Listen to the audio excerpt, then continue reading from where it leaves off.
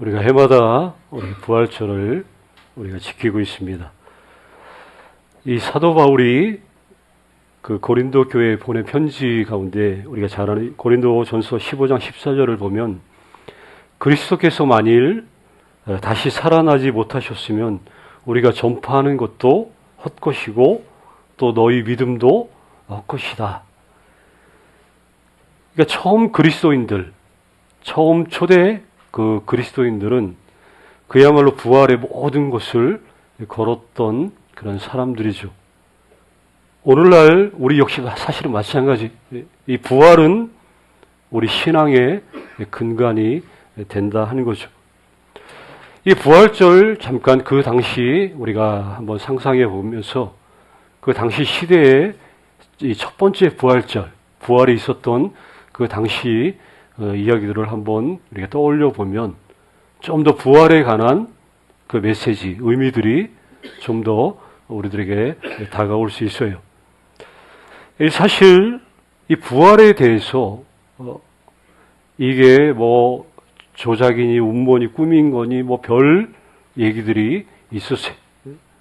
그리고 뭐 당연히 우리 예수 믿는 사람들이나 믿지 안 믿는 사람들이 이거를 믿겠어요.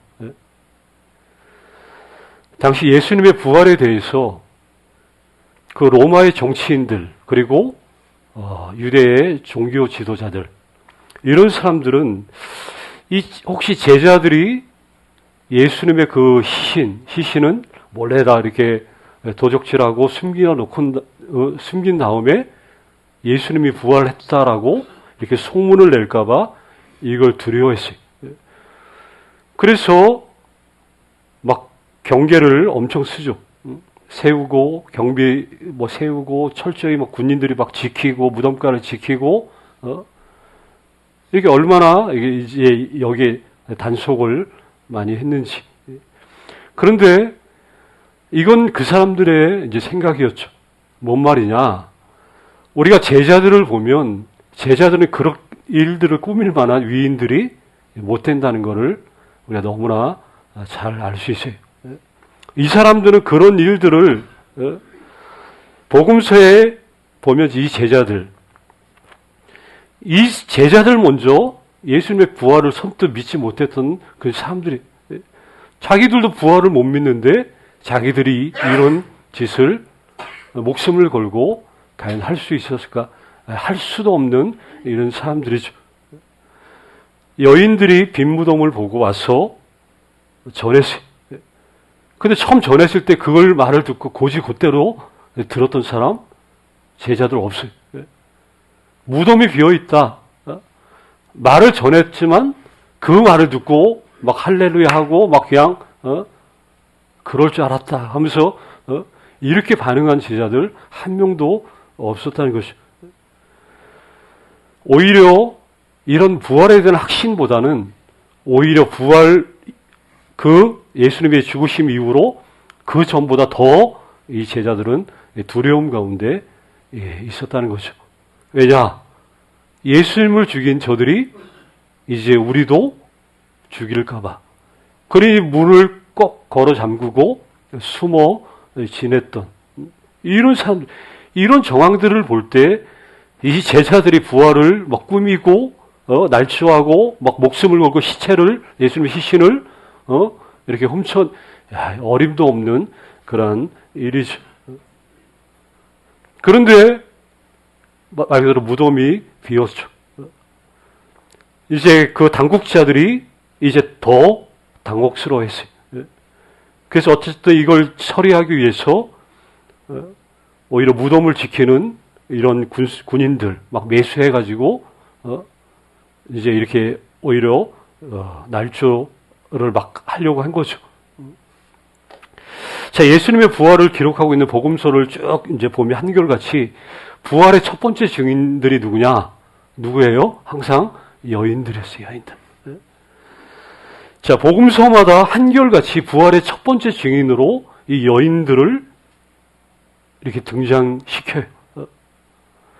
근데 이것만 봐도 이 부활이 1세기에 누군가가 날조한 것이 아니라는 가장 강력하고 가장 중요한 증거가 바로 이거예요. 여인들의 증거. 왜 그러냐? 누군가가 이걸 부활을 조작하고 날조하려면 좀 더 그럴싸한 방법을 동원해야 돼요. 쉽게 말하면 더 그럴싸한 증인이 누가 있겠어요? 예수님의 그래도 수제자 정도 되는 뭐 베드로나 이제 요한 정도 되면, 여기 부활의 첫 증인으로 아마 베드로, 막 요한 이 사람들이 등장하면 아마 날조했을 거다. 이게 의심할 가능성이 너무 좀 많을 수도 있어요. 그런데 누가 봐도 여인들이 등장해. 왜 여인들이 등장해요? 그 당시 상황 보면 여자들은 증인으로 취급할 수 있는 사람들이 아니에요. 유대 법정에서, 율법 법정에서는 여자들은 정말 목격을 하고 어떤 사건의 당사자가 된다 할지라도 여자들은 증인으로 세우지 않는 게 유대 그 율법의 법정에 그게 불문율. 쉽게 말하면 여자들의 증거는 인정하지 않는다. 그 얘기죠. 그러면 이게 누구나 다 아는 사실인데 정말 이게 꾸민 일이라면, 그러면 나중에 예수님이 죽으시고 몇십 년 후에 이 복음서가 기록됐잖아요. 그렇죠? 그러면 이 증거가 여자들의 증언, 이거는 뭐 증거 회록도 없는, 그럼 잘못된 걸 알고 그러면 얼마든지 수십 년이 지났으니까 고치려면 얼마든지 고칠 수 있죠. 그런데 수십 년이 지난 후에 기록된 이 복음서의 여자 증인들, 부활의 첫 증인으로 이 여인들, 고칠 시간이 얼마나 많이 있어요. 그럼에도 이렇게 했다. 이게 바로 부활은 누가 꾸며낸 일이 아니다 하는 가장 강력한 증거가 된다 하는 것이고. 그리고 복음서에 또 하나 이렇게 쭉 보면, 부활절에, 첫 번째 부활절을 보면 부활에 대한 일관된 그런 반응이 있어요. 그게 뭐냐? 이 두려움이 공존하는 것. 사실 사람들은 부활 이전보다 부활 이후에 더 두려워했어요. 이 일로 인해 오히려 더 많이 낙심하고, 더 용기를 잃고 실망하고, 더 한멸에 빠지고, 그냥 사기가 딱 완전히 부활 이후에 더 꺾여버렸어요. 근데 나중에 그러다 정반대로 바뀐 게, 그들이 빈 무덤을 보고 나서 여인들의 증거도 안 들었어요. 자기들이 직접 가서 빈 무덤 보고, 또 나중에 예수님, 부활하신 예수님을 직접 눈으로 보는 날이 왔을 때, 그때부터 이제 정반대의 상황이 된 거죠. 아니, 사실 그것도 아니죠. 부활 이후에도 부활한 것 눈으로 다 목격하고 했지만 꽁꽁 숨어 있었어요. 거의. 그래, 그 후에도. 그래서 나중에 오순절 성령 강림 받고 나서부터, 그때부터 이제 문을 오픈한 거죠. 이제는 그때부터는 이제 상황이 달라졌어요. 이제는 죽으면 이제 죽으리다, 이게 나온 거예요. 그전에는 두려워해서, 이게 두려움이 공존해. 이런 부분들이 첫 번째 부활절 때 있었던 그런 현상이죠. 뭐 거두절미하고, 오늘 말씀 쭉 보면 뭐 복음서마다, 우리 해마다 뭐 읽고 보고 너무나 잘 아는 그런 내용들이죠. 자, 부활절에 등장한 것 하나 우리 말씀드리고 싶은 것은 희망이에요. 희망. 근데 이 희망, 부활절에 등장한 것이 희망인데, 이 희망은 우리가 뭐 알다시피 그냥 모든 하는 일이 잘 될 거라는 그런 희망을 말하는 것은 아니죠. 오히려 이 사람들을 죽음으로 부르는 희망이라는 거예요. 우리 기독교는 참 희한해요. 죽어야 사는 거예요. 그렇죠? 죽어야만 사는, 이게 참 희한한 우리 종교죠. 땅에 떨어져서 죽지 않으면 열매를, 싹을 낼 수가 없는 것. 여기 죽음으로 부르는 희망, 이기심, 두려움, 탐욕, 이런 모든 것에 대해서 죽으라는 그러한 이야기죠. 이런 희망이 있는 사람들에게 놀라운 변화들이 찾아오기 시작했어요. 그래서 예수님을 따르는 사람들이 이제는 예전처럼 안식일에 모이지 않고 언제 모여요? 그 다음 일요일에 모이기 시작했어요. 사실은 이 안식일이 7번째 날이잖아요. 그렇죠? 그러면 언제 모인 거예요? 이제 일주일의 첫날. 그래서 우리 여기 달력에 보면 한 주가 월요일부터 시작되는 게 그렇죠? 월요일 되면 이번 한 주도 주여 이게 아니라 월요일이 한 주가 아니라 주일이 한 주. 주일부터 한 주가 이렇게 시작되는 이 개념 자체가 언제부터 생긴 거예요? 부활 이후에 생긴 거예요. 그래서 사람들은 더 이상 예전처럼 안식일에 모이지 않고 일요일에 첫날에 소위 말해 오늘 우리가 일요일이라고 하는 그 날에 모이기 시작했어요. 요한은 이 한 주간의 첫날을 주의 날이라고 불러요. 주일이라는 게 주일. 그래서 예수님을 따르는 사람들은 자신들이 이제 부활의 공동체임을 이렇게 인식하기 시작을 한 거죠. 그때부터 모였던 것이 오늘날까지도 이렇게. 그래서 우리가 주일날 이렇게 예배하고 모이는 이유가 근간이 뭐예요? 부활절 때문에 이렇게 우리가 주일날 이렇게 모여서 예배하는 날로 이렇게 정해서 하고 있다는 거죠. 근데 여러분, 이 말이 쉽지, 첫날. 사실은 일상이 우리 개념하고 다르니까. 이 사람들이 일상이 언제부터 시작되는 거예요? 그 첫날부터 시작되는 거잖아요, 사실은. 그런데 이게 정말 순교자적인 각오 없이는 이 첫날을 이렇게 주의 날로 해서 이 모이고 기도하고 예배하고 이게 쉽게 이렇게 이루어진 건 아니. 왜냐? 다 그때 그 흐름, 리듬이 언제 쉬는 날이에요? 안식일로 다 쉬고, 그럼 안식일 쉬지 않는 날은 뭐예요? 일하고 실질적으로 삶의 그런 생활들을 해야 되는 그런 날들이. 근데 그 리듬을 저버린다.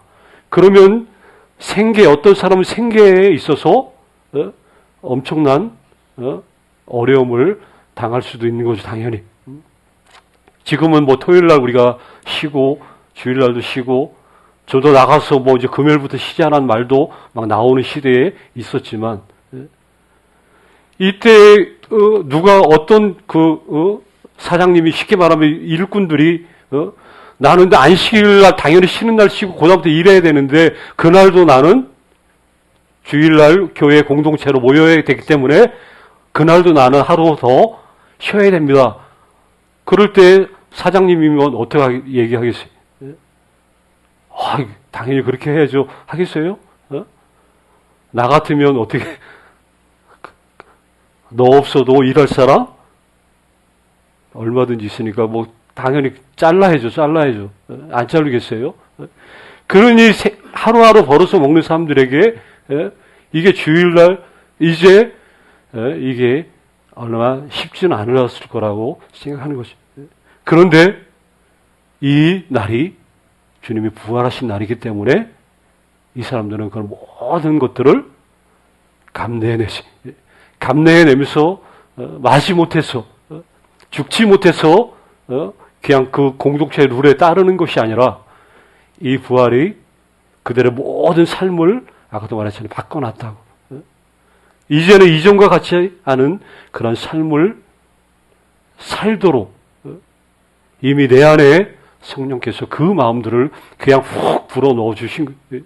그러니 이제 뭐 죽어도 좋고 사나 죽으나 내가 사는 게 아니라 그리스도로 인하여 내가 사는 거다. 부활이 있었기 때문에 개개인의 삶이 변화돼요. 부활을 인식하는 그 순간 그리고 이제 이 희망이 그들에게 떠날 수가 없는 그냥 마치 한 몸이 된 것처럼 자동적으로 그 희망이 그 안에 확 몰려든 거죠. 계속 되니까 용서도 가능하고 또 모든 것들을 용납하는, 이삭이가 그렇지 않았던 사람이 이삭이가 부활 이후에 또 이렇게 주일을 날 모이면서 이 세상 둘도 없는 선한 영향력을 미치는 그런 사람들로 이렇게 변화가 됐다는 것이. 사실 이 희망, 이거 없으면 이거 불행한 그런 사람이죠. 우리 부활절, 우리 말씀 제목처럼 죽음을 이기시고 다시 돌아오신 그분 때문에 우리의 새로운 삶이 또 우리의 사는 것들이 가능하게 됐다. 이게 얼마나 복되고 영광스러운지. 그래서 우리 교회는 무슨 공동체예요? 사실 부활의 공동체예요. 부활의 공동체. 이 부활의 공동체는 그래서 뭐든지 할 수 있는, 어마어마한 큰 걸 하는 게 아니라 내어주고 용서하고 낮아지고 섬기고 이런 것들을 이제는 얼마든지 내게 능력 주시는 자 안에서 할 수 있는 그러한 공동체가 되었다는 거죠. 이것만큼 더 복되고 영광스러운 게 어디에 있겠냐 하는 것이죠. 자, 죽음을 이기시고 돌아오신 예수님 때문에 그래서 가장 복된 자로 또 그 마음을 가지고 우리 달려갈 길 다 가시기를 간절히 주의 이름으로 축원합니다. 아버지 하나님.